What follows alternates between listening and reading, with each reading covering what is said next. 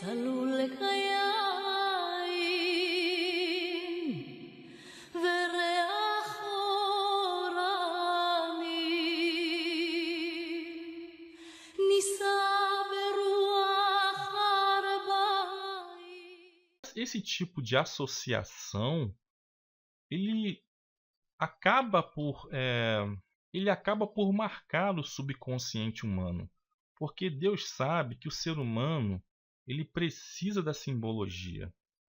O ser humano em si, o homem natural, ele trabalha, né, com os símbolos e ele acaba associando esses símbolos no seu subconsciente. Então, quando Deus estabelece Jerusalém como a cidade que ele escolheu para que fosse feito ali o seu templo, ele também vai buscar resgatar essa simbologia que a Babilônia havia dedicado a esses deuses estranhos que não eram deuses. Isso porque o povo de Deus ficou de 50 a 70 anos na Babilônia, exposto a essa idolatria e essas simbologias que poderiam marcar o subconsciente de muitos deles. Então, quando o povo voltou de lá, na época de Neemias, eles conseguiram sair desse exílio, Deus os resgatou de volta para Jerusalém. A cidade, né, o templo e os muros da cidade foram reconstruídos. E nesses muros também haviam portões.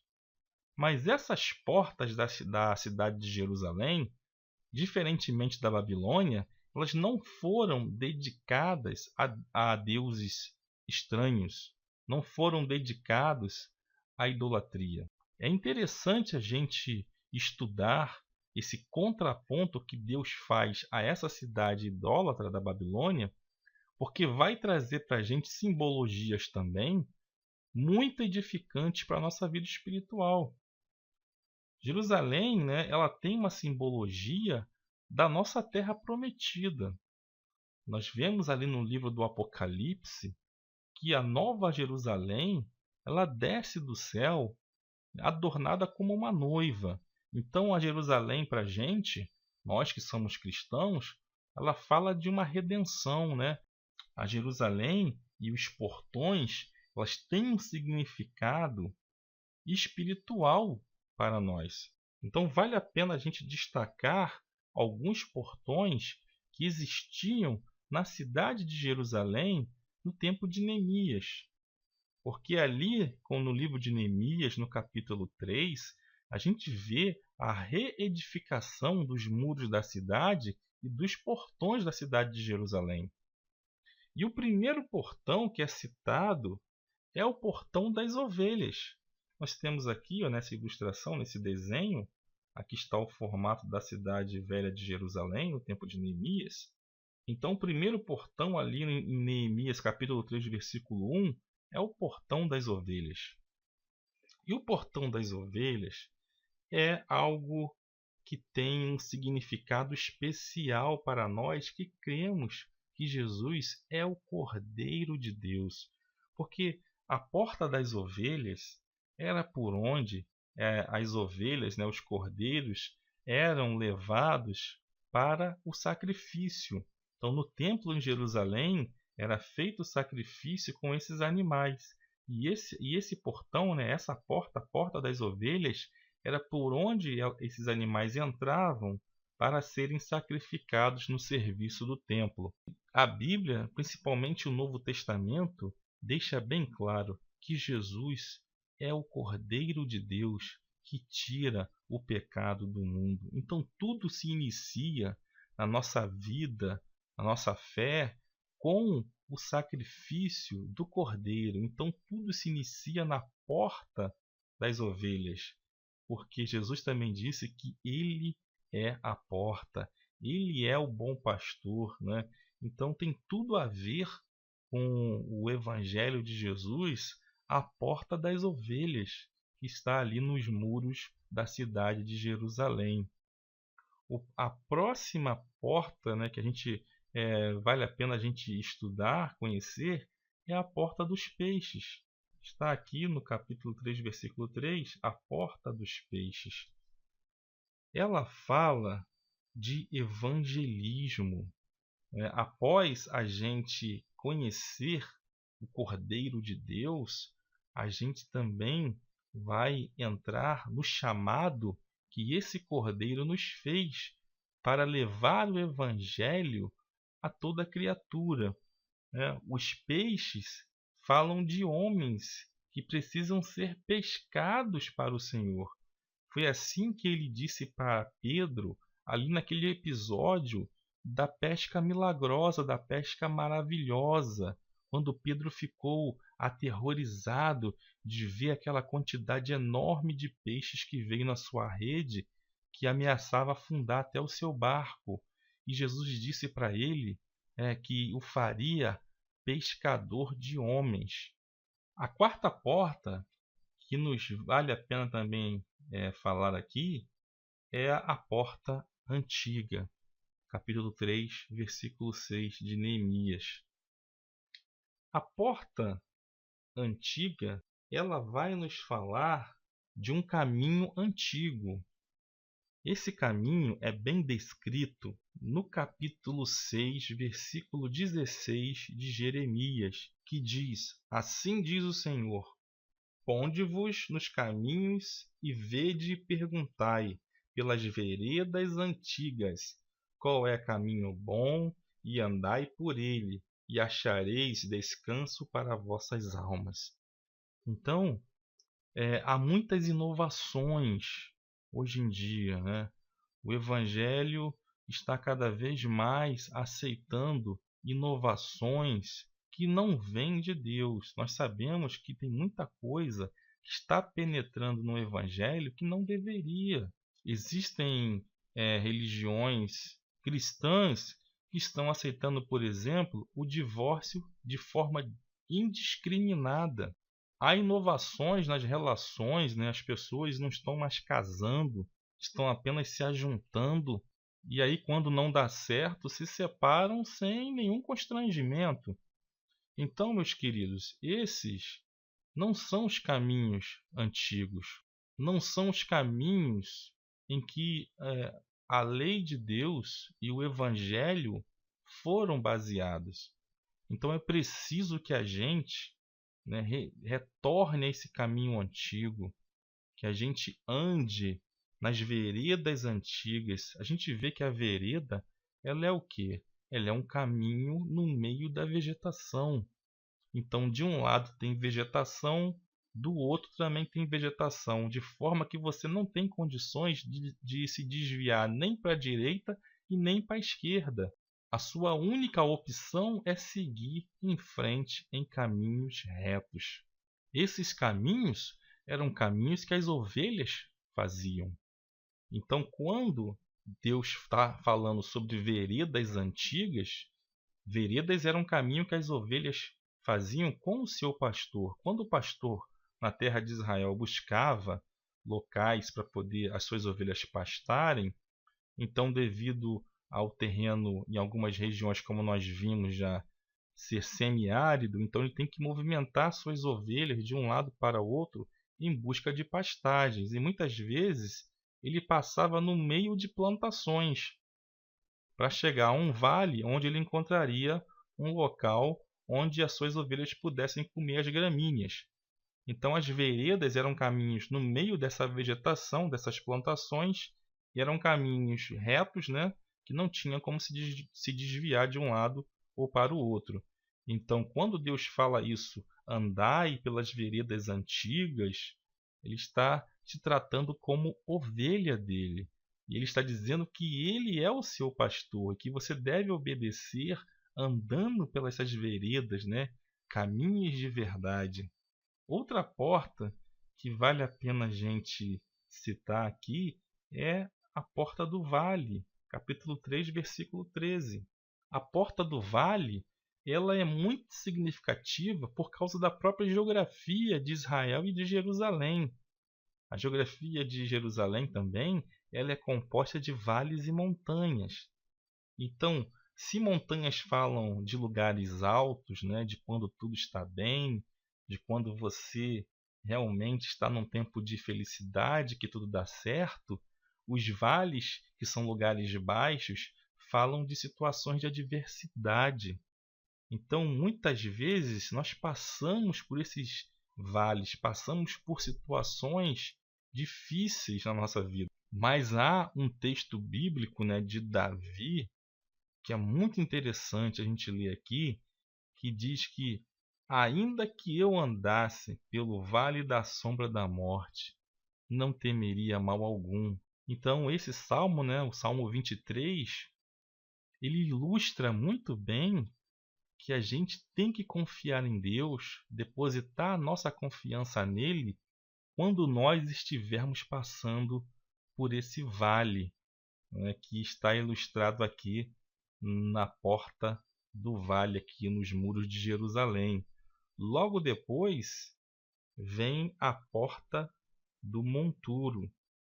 Era uma porta que era utilizada, estou passando aqui, ó, o mouse aqui em cima da porta do monturo. Vou até passar aqui mais um slide para a gente poder entender essa porta do monturo, que era uma porta utilizada para a limpeza da cidade. Era por onde o lixo era jogado fora. Era jogado logo aqui abaixo. Ó. Aqui nós temos o Vale de Inom. Estou aqui circundando aqui a região do Vale de Inom. Então, o lixo era jogado nesse vale. E essa porta do monturo, ela é uma simbologia, né, para a gente, que é necessário a gente fazer essa limpeza, né, em nós mesmos e jogar para fora essa sujeira que simboliza as obras da carne. Então, adultério, prostituição, impureza, lascívia, idolatria, feitiçaria, homicídio, tudo isso era o que os moradores e os governantes da Babilônia faziam. Se a gente pega a história da Babilônia, da Assíria também com Nínive, a gente vê a maldade que existia nessas cidades, né?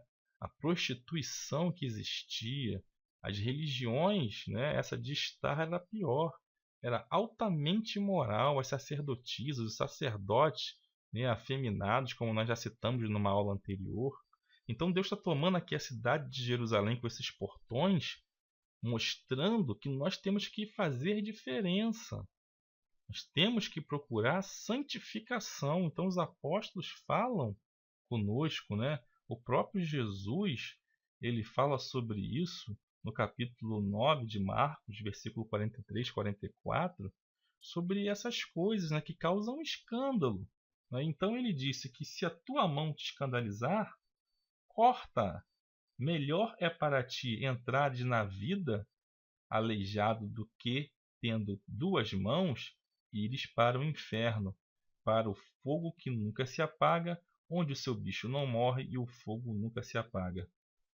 Então, meus queridos, aqui esse vale de Inom era jogado esse lixo e eles botavam fogo. E como esse lixo ele tinha material orgânico, também as moscas pousavam.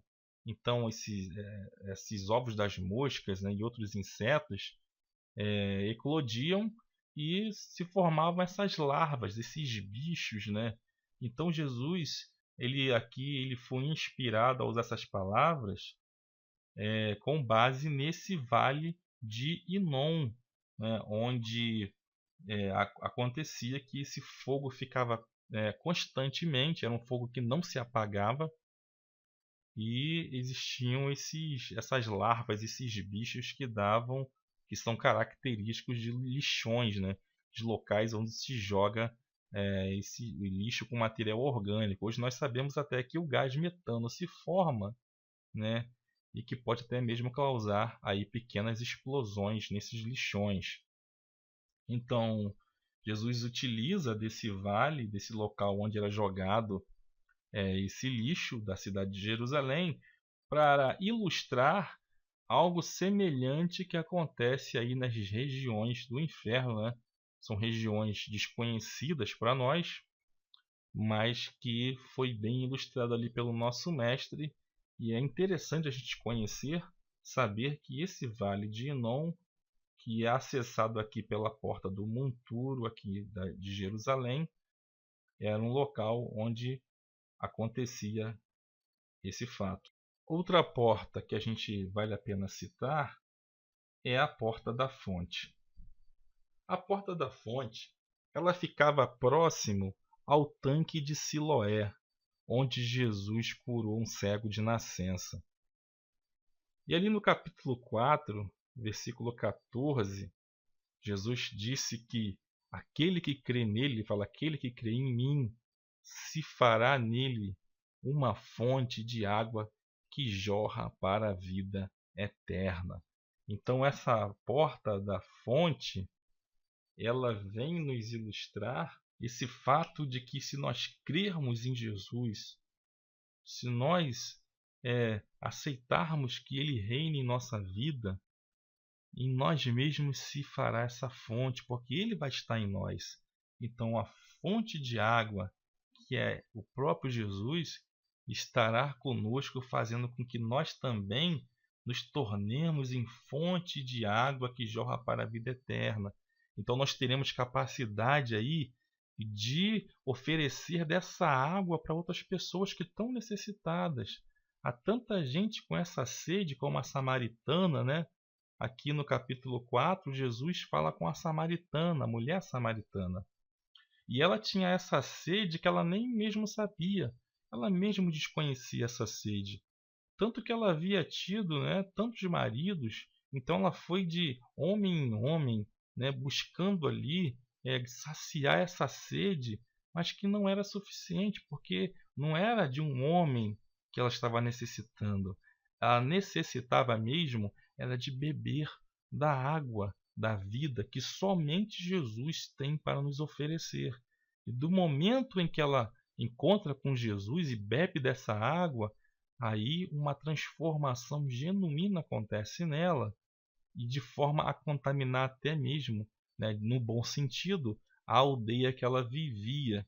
E as pessoas ali creram em Cristo, e ali foi grande a salvação que aconteceu naquele lugar.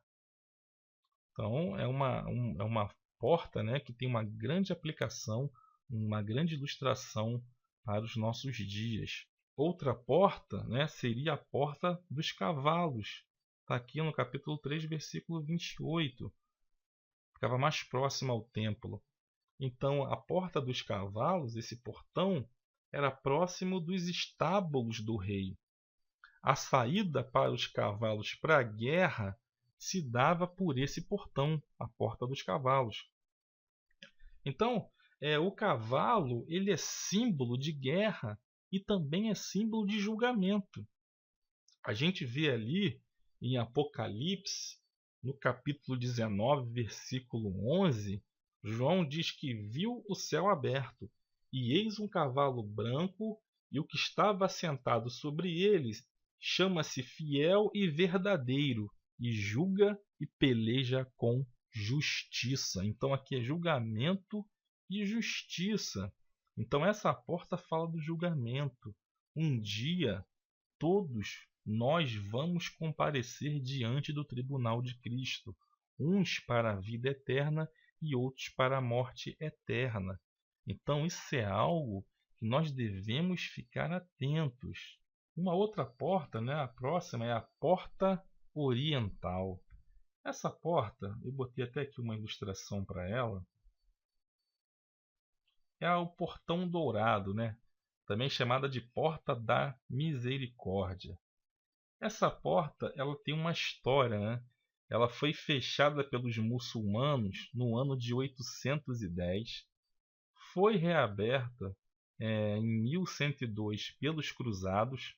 Os cruzados, né, principalmente os ingleses, que eles queriam ali tirar da mão dos muçulmanos a cidade de Jerusalém, porque nessa época os muçulmanos é que estavam dominando aquela região. Então, ele foi retirado da mão dos muçulmanos e esse portão foi reaberto em 1102. E depois, quando Saladin reconquistou a cidade de Jerusalém,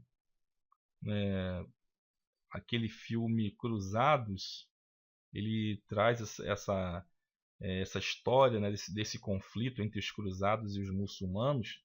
Então, Saladin, general muçulmano, ele reconquistou a cidade de Jerusalém em 1187 e ele mandou fechar novamente esse portão. Então, nós temos aqui essa foto e a gente vê aqui que o portão foi fechado com tijolos, né? Aqui não há mais essa passagem. E aqui na frente foi feito um cemitério, inclusive. Porque eles acreditam, né, que o Messias, quando ele viesse, ele entraria por essa porta. Então, para que o Messias, né, não conseguisse vir, eles fecharam essa porta, imaginando que isso impediria que o Messias, né, que o Salvador, conseguisse entrar nessa cidade. E também fizeram um cemitério na frente, porque como o Messias ele é judeu, né, deveria vir dos judeus, e ali por causa da lei cerimonial, ele não passaria por ali por causa do cemitério, né, porque a lei cerimonial ela impede que o judeu venha se contaminar. Então há uma profecia, né, sobre o fechamento desse muro que está lá no livro de Ezequiel, no capítulo 44, do versículo 1 ao 3, que diz: Então me fez voltar para o caminho da porta exterior do santuário, que olha para o oriente. Então é a porta oriental, a qual estava fechada. Então ele aqui, Ezequiel, já está vendo, né? Porque na época de Ezequiel essa porta estava aberta. Mas aqui ele já estava profetizando, né, que essa porta estaria fechada. Continuando a leitura. E disse-me o Senhor: Esta porta permanecerá fechada, não se abrirá, ninguém entrará por ela, porque o Senhor, o Deus de Israel, entrou por ela. Por isso permanecerá fechada. Quanto ao príncipe, por ser príncipe, se assentará nela para sempre, para comer o pão diante do Senhor, pelo caminho do vestíbulo da porta entrará, e por esse mesmo caminho sairá. Então aqui já é uma profecia sobre Jesus, que continua no livro de Zacarias, no capítulo 14, versículo 4. Naquele dia estarão os seus pés sobre o Monte das Oliveiras, que está de fronte de Jerusalém para o oriente.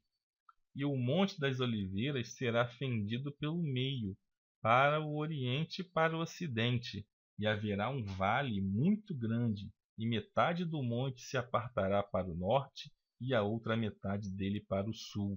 Então a gente vê aqui uma foto do Monte das Oliveiras, né? O local que está profetizado, né, que Jesus virá e colocará os seus pés nesse monte, do lado oriental, para a porta oriental, aquela porta que a gente viu. E ele vai, na sua vinda, entrar na cidade por esse portão. Essa é a profecia. E os muçulmanos, né, conhecendo a profecia, mandaram fechar o portão. Mas a gente sabe, né, que isso não será capaz de deter aquele que tem todo o poder e toda a autoridade.